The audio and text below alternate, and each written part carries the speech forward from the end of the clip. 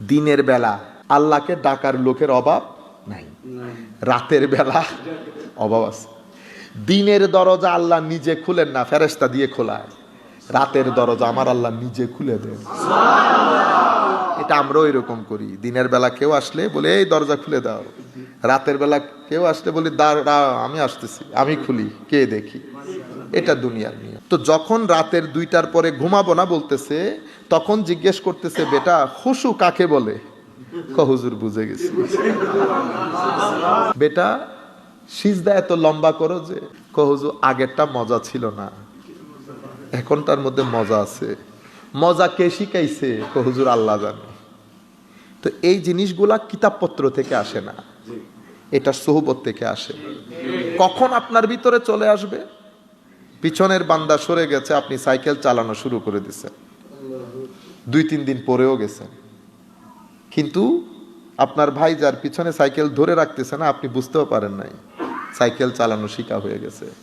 এই জন্য বলা হচ্ছে সিনাই সিনাই লেখাপড়া শিক্ষা দিতেছে। এখানে কোনো বইপত্র নাই, এখানে কোনো বইপত্র নাই, এখানে একটা পরিবর্তন হয়। সম্মানিত উপস্থিতি, তো মুসল্লি মুফলেহ, আরেকটা মুসল্লিকে বলে মুসল্লি মাজুর। আমাদের কথা বলতেছি, আমরা চাই যে আমার মন এখানে থাকুক, কিন্তু রাখতে পারতেছি না। আল্লাহ বলতেছে দূর, মাফ করে দিছে। হাদিসে পাকের মধ্যে বলছে কারো নামাজের জন্য 12, কারো 11, কারো 10, কারো 9, 8, 7, 6, 5, 4, 3, 2, 1, মানে সব নিচে নামতে নামতে কারোটা 1।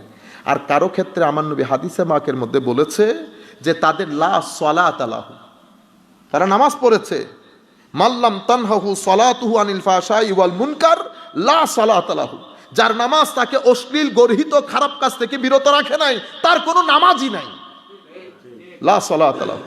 অন্য রাওয়ায়াতে বলেছে লাম ইয়াসজিদ মিনাল্লাহি ইল্লা বুদা, তার নামাজ তাকে আল্লাহ থেকে দূরে সরিয়ে দেবে।